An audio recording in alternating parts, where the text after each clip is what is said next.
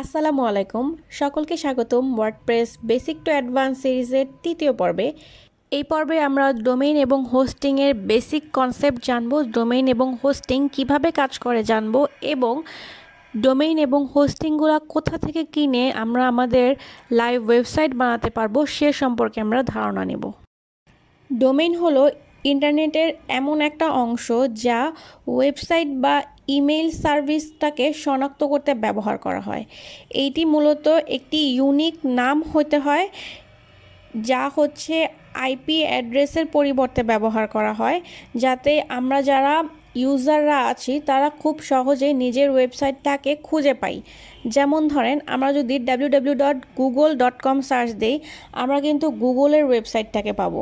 আমি যদি www.afrinit search দিই, আমি কিন্তু afrinit.com-এর আমার ওয়েবসাইটটাকে পাবো। এরকম আমরা নাম ধরে সার্চ দিলে এক একটা ওয়েবসাইটকে খুঁজে পাই। এই নামগুলোকেই বলা হয় ডোমেইন, এবং এই নামগুলো হচ্ছে আমরা আইপি অ্যাড্রেসের পরিবর্তে ব্যবহার করি, কারণ এতগুলা ওয়েবসাইটের জন্য এতগুলা আইপি অ্যাড্রেস মুখস্থ করে রাখা কখনোই সম্ভব না।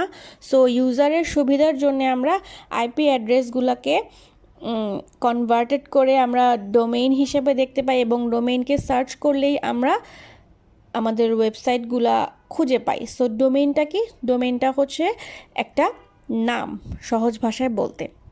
এরপরে চলেন, হোস্টিংটা কি? হোস্টিংটা হচ্ছে একটা জায়গা বলতে পারেন যেখানে আমাদের ওয়েবসাইটের জিনিসপত্রগুলো থাকে, এবং এখানে ওয়েবসাইটের ফাইল, ডাটাবেস, অন্যান্য উপাদানগুলো সার্ভারে সংরক্ষণ করা হয়, যেটা হচ্ছে আমরা ইন্টারনেট থেকে আমরা অ্যাক্সেস করতে পারি। ঠিক আছে, সহজ ভাষায় বলতে গেলে হচ্ছে এটা একটা লাইভ ওয়েবসাইটের জন্য একটা জায়গা বা বাসা। তো আমাদের একটা ওয়েবসাইট বিল্ড করতে কি লাগে? আমাদের একটা ওয়েবসাইট বিল্ড করতে অনেকগুলা PHP file, JavaScript file, HTML CSS এর মিলিত অনেক আমাদের ফাইল থাকে। তারপরে আমাদের একটা ওয়েবসাইটে যখন আমি একটা ইমেজ দেখি, সেই ইমেজটা তো একটা জায়গায় রাখতে হয়। আমি ওয়েবসাইটে যখন একটা ডকুমেন্ট দেখি বা একটা রাইট আপ দেখি, সেগুলো তো কোথাও এক জায়গায় রাখতে হয়। তো সেগুলো আমি কোথায় রাখবো? সেগুলো আমি হোস্টিংয়ে রাখবো। হোস্টিংগুলো সার্ভার, বিভিন্ন হোস্টিং হচ্ছে সার্ভারের আন্ডারে থাকে, তো সেই সার্ভারগুলোতে থাকে। তো সহজ ভাষায় হচ্ছে ডোমেইন হচ্ছে নাম, যেগুলোকে আমরা সার্চ দিয়ে ইন্টারনেটটা অ্যাক্সেস করতে পারি, এবং হোস্টিং হচ্ছে আমাদের জায়গা যেখানে আমাদের ওয়েবসাইট বা ওয়েবসাইট সম্বলিত সব জিনিসপত্রগুলো থাকবে। এখন চলেন জেনে নেই যে ডোমেইন নেমটা আমাদের জন্য ইন্টারনেটে কিভাবে কাজ করে। ডোমেইনের আসলে কোনো প্রকারভেদ নেই।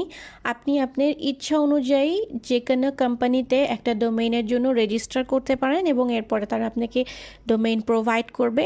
আপনি আপনার নির্দিষ্ট নাম ঠিক করবেন। নামটা অবশ্যই ইউনিক হতে হবে। সেই নামে অন্য কোনো ওয়েবসাইট যদি থাকে তাহলে আপনি সেটা করতে পারবেন না। একটা ইউনিক ধরেন নাম foodblogger.com বা .net.education.org, এরকম আপনি বিভিন্ন নামে আপনার ওয়েবসাইটটা বানাতে পারবেন। এখন চলেন জেনে নেই ডোমেইন কনসেপ্টটা আমাদের জন্য ইন্টারনেটে কিভাবে কাজ করে। আমরা জানি যে প্রতিটা ওয়েবসাইটেরই একটা নির্দিষ্ট আইপি অ্যাড্রেস থাকে, এবং সেই আইপি অ্যাড্রেসটা হচ্ছে এক একটা ডোমেইন নেমের সাথে কানেক্টেড থাকে। যেমন google.com, facebook.com, linkedin.com, instagram.com, যতগুলাই আমাদের ওয়েবসাইট আছে সবগুলোর জন্যই কিন্তু আলাদা আলাদা করে সার্ভারে আইপি অ্যাড্রেস সেট করা আছে। তো আমরা যখন ইউজার হিসেবে একটা ডোমেইন নেমকে সার্চ করি, তখন ডিএনএস সিস্টেম আছে, ডোমেইন নেম সিস্টেম। সেটা কি করে? আমাদের ডোমেইন নেমটাকে প্রথমে আইপি অ্যাড্রেসে কনভার্ট করে সার্ভারে পাঠায়। সার্ভার থেকে সেই আইপি অ্যাড্রেসটা মিলে যখন আমাদের কাছে তথ্য নিয়ে আসে, তখন তো সেই আইপি অ্যাড্রেসটা আমাদের কাছে আসে না, ডোমেইন নেম হয়ে আমাদের কাছে আসে। তো ডিএনএস সিস্টেমটা কি করে? ডিএনএস সিস্টেমটা হচ্ছে একবার ডোমেইন নেমটাকে আইপি অ্যাড্রেসে কনভার্ট করে, এবং আইপি অ্যাড্রেসটাকে পরবর্তীতে ডোমেইন নেম হিসেবে কনভার্ট করে আমাদের কাছে দেখায়। তো ডোমেইন কনসেপ্টটা হচ্ছে আমাদের জন্য এভাবে কাজ করে। নেই হোস্টিংটা কিভাবে কাজ করে। হোস্টিংটার কাজ খুবই ইজি। আমরা যখন একটা ওয়েব ব্রাউজারে ডোমেইন নেমটাকে এন্টার করি, সেটা ইন্টারনেটে যায়। ইন্টারনেটে যেয়ে একটা সার্ভারে রেজিস্টার্ড সার্ভারে যায়, যে সেটা ডিএনএস পদ্ধতির মাধ্যমে প্রোটোকলের মাধ্যমে আসলে আইপি অ্যাড্রেস মানে ডোমেন নেমটা আইপি অ্যাড্রেসে কনভার্টেড হয় আইপি অ্যাড্রেসটা হচ্ছে হোস্টিং সার্ভারে যায়। হোস্টিং সার্ভারে যে আমরা যে তথ্যের জন্য আসলে ব্রাউজ করি বা এন্টার করি সেটা সে ইন্টারনেটে নিয়ে আসে, যার মাধ্যমে আমরা পরবর্তীতে আমাদের স্ক্রিনে বা মনিটরে বা মোবাইলে যেটাই বলেন না কেন ডিভাইসে আমরা আমাদের ওই ওয়েবসাইট বা ওয়েব পেজটা দেখতে পাই। হ্যাঁ, পরবর্তীতে যেটা জানবো আমাদের ওয়েব হোস্টিংটা কত প্রকার। এখানে এই পার্টটা একটু ট্রিকি। আমরা হোস্টিংয়ের প্রকারভেদগুলো জেনে টাইপসগুলো জেনে তারপরে আমরা হোস্টিংটা কিনবো, কারণ আমার কোম্পানির সাইজ অনুযায়ী আমার কাজের ধরন অনুযায়ী আমাকে হোস্টিংটা কিনতে হবে। চলেন আমরা জেনে নেই হোস্টিংগুলো কত টাইপ হয়। মেইনলি হোস্টিং হচ্ছে 8 টাইপ হয়, যেমন shared hosting, VPS hosting, dedicated hosting, cloud hosting, manage hosting, free hosting, cluster hosting, reseller hosting. Hosting আসলে অনেক প্রকারই হয়ে থাকে, কিন্তু আমরা মেইনলি হচ্ছে দেখেন এই 5 প্রকার ওয়েব হোস্টিং নিয়ে কাজ করি। 5 প্রকার ওয়েব হোস্টিং হচ্ছে shared hosting, VPS hosting, dedicated hosting, cloud hosting এবং ম্যানেজ ওয়ার্ডপ্রেস হোস্টিং। শেয়ার্ড হোস্টিংটা কি? শেয়ার্ড হোস্টিংটা হচ্ছে একাধিক ওয়েবসাইট একটা সার্ভার শেয়ার করে। হ্যাঁ, এটা মেইনলি হচ্ছে একটা পার্সোনাল ইউজের জন্য আপনি ব্যবহার করতে পারেন। আপনার কোনো পোর্টফোলিও ওয়েবসাইট, আপনার কোনো মানে স্টার্ট আপ বিজনেস, এগুলোর জন্য এই শেয়ার্ড হোস্টিংটা ভালো, কারণ এখানে খুব হিউজ মানে স্পেস থাকে না বা খুব হিউজ একটা বিষয় থাকে না। আর ভিপিএস হোস্টিংটা হচ্ছে শেয়ার্ড হোস্টিংয়ের থেকে একটু বড়, মানে ফ্যাসিলিটি একটু বেশি হয়।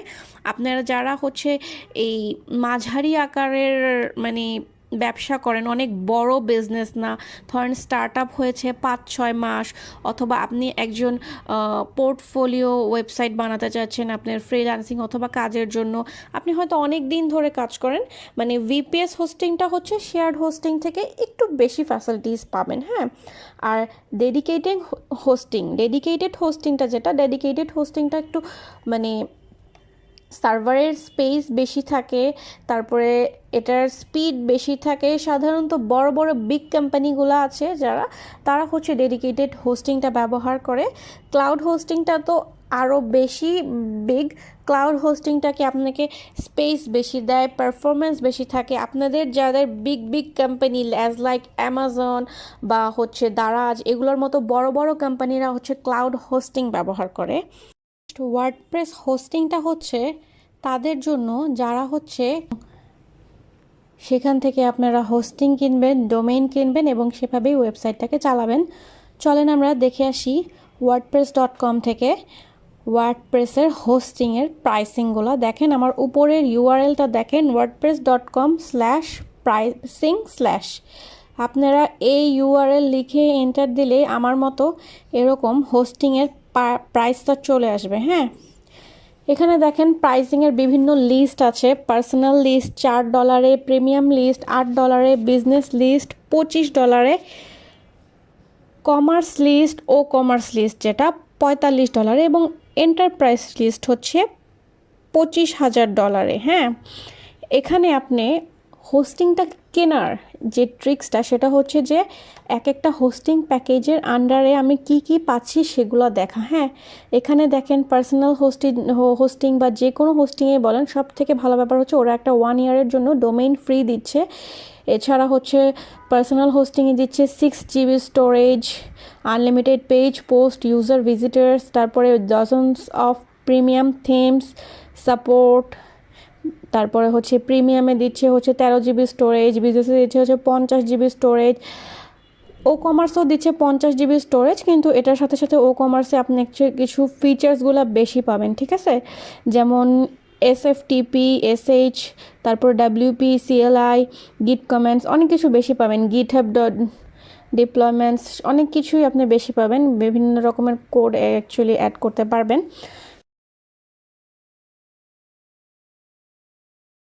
wordpress.com এর পরে চলুন আমরা দেখে আসি বাংলাদেশে কিছু ডোমেইন হোস্টিং কেনা যাবে এরকম কোম্পানি। প্রথমে আমরা যেটা দেখব exonhost.com। exonhost.com-এর আন্ডারে আমাদের 3টা প্যাকেজ রয়েছে এবং দেখেন এই 3টা প্যাকেজে হচ্ছে তাদের প্রাইসিংগুলো উল্লেখ আছে এবং প্যাকেজের আন্ডারে আমরা কি কি পাবো সব কিছু ডিটেলস দেওয়া আছে। তারপরে আমরা যেটা দেখতে পাচ্ছি সেটা হচ্ছে hostmite.com। hostmite.com-এর আন্ডারেও 3টা প্রাইসিং লিস্ট আছে এবং তাদের প্যাকেজে কি কি আছে সব ডিটেলস বলে দেওয়া আছে। তারপর আমরা যেটা দেখতে পাচ্ছি সেটা হচ্ছে ঢাকা ওয়েব হোস্ট বিডি, এটাও খুব পপুলার। তারপরে হচ্ছে ওয়েব হোস্ট বিডি, না সরি ওটা ছিল ঢাকা ওয়েব হোস্ট, এটা হচ্ছে ওয়েব হোস্ট বিডি। এখন আমরা যেটা দেখতে পারবো সেটা হচ্ছে ইন্টারন্যাশনালি কিছু রিনোন ডোমেইন হোস্টিং কোম্পানি। প্রথমে আমরা যেটা দেখতে পাচ্ছি সেটা হচ্ছে নেমচিপ.com। নেমচিপ খুবই রিনোন একটা ডোমেইন হোস্টিং প্রোভাইডিং কোম্পানি। তারপরে হচ্ছে হোস্টিঙ্গারও খুব পপুলার একটা domain hosting providing company. Blue host, তারপরে হচ্ছে A2 হোস্টিং, এগুলো সবগুলাই মোটামুটি তাদের লেভেল অনুযায়ী পপুলার কোম্পানি, তাদের সার্ভিস ভালো এই জন্যই তারা পপুলার। সো আপনি আপনার রিকোয়ারমেন্ট অনুযায়ী ডোমেইন এবং হোস্টিংটা পারচেজ করবেন। এবং যারা নতুন আছেন তারা বাংলাদেশি কোম্পানিগুলো থেকে কিনতে পারেন, যাদের ট্রানজ্যাকশন সিস্টেম নেই, মানে পেমেন্ট গেটওয়েটা ইন্টারন্যাশনালি করার মতো সুবিধা নেই, তারা বিকাশ, নগদ এগুলো ইউজ করে আপনারা ডোমেইন হোস্টিং কিনতে পারেন। আর আদারওয়াইজ যাদের কার্ড আছে এবং পেমেন্ট গেটওয়ে সিস্টেমে আপনারা ইন্টারন্যাশনালি এটা অন করে আপনারা পেমেন্ট করতে পারবেন, ইন্টারন্যাশনালি পেমেন্ট গেটওয়ে সিস্টেম আছে, তারা ইন্টারন্যাশনালি কিনতে পারেন এবং কনফিডেন্ট ইনাফ থাকলে সেখান থেকে কিনেই নিজের ডোমেইন হোস্টিং পারচেস করে ওয়েবসাইট বানাতে পারেন। তাছাড়া যারা হচ্ছে একেবারেই নতুন, বুঝতে পারতেছেন না কোন প্যাকেজটা কিভাবে কিনবেন, কেনার পরে কিভাবে কি হবে, তাদের জন্য আমি একটু ডেমো দেখাই দিচ্ছি ঢাকা ওয়েব হোস্ট বিডির একটা প্যাকেজে ঢুকলে কিভাবে কি হবে। শুধু এন্টার দিলে এবং ইনস্ট্রাকশনগুলো ফলো করলে স্টেপ বাই স্টেপ আপনারা আসলে কিনতে পারবেন ডোমেইন এবং হোস্টিংগুলো যে কোনো ওয়েবসাইটের মানে আন্ডারে। ঠিক আছে, তো চলেন আমরা দেখে নিই ওয়েব হোস্ট বিডির প্যাকেজগুলো। সো সবগুলা প্ল্যানই আমরা দেখলাম এখানে ঢাকা ওয়েব হোস্ট বিডির। তো আমরা যেটা দেখব যে এই প্ল্যানগুলোর আন্ডারে আমরা কি কি পাবো। যেমন প্ল্যান 1-এর আন্ডারে পাবো হচ্ছে আমরা 2 GB SSD স্টোরেজ, প্ল্যান 3-এর আন্ডারে পাবো 4 GB SSD স্টোরেজ, প্ল্যান 4-এর আন্ডারে পাবো হচ্ছে 5 GB SSD স্টোরেজ এবং কিছু কিছু কম বেশি আছে, সবগুলোর মধ্যে কমন যেটা 24 আওয়ার সাপোর্ট আছে। তারপরে হচ্ছে উইকলি ব্যাকআপ আছে।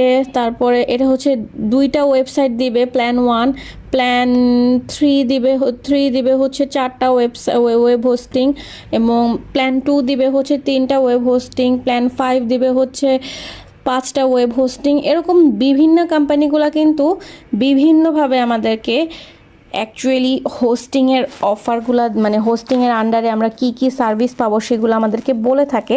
তো আপনি যখনই ডোমেন এবং হোস্টিং কিনবেন, আপনি যেটা চেষ্টা করবেন সেটা হচ্ছে আপনার নিশ অনুযায়ী, আপনার রিকোয়ারমেন্ট অনুযায়ী আপনি আপনার প্ল্যানটা পারচেস করতে। হ্যাঁ, দেখেন আমরা যদি এখানে ওয়েব হোস্ট বিডির এই প্ল্যান 1টা পারচেস করতে চাই তখন কিন্তু আমাদেরকে স্টেপ বাই স্টেপ পারচেস করতে হবে।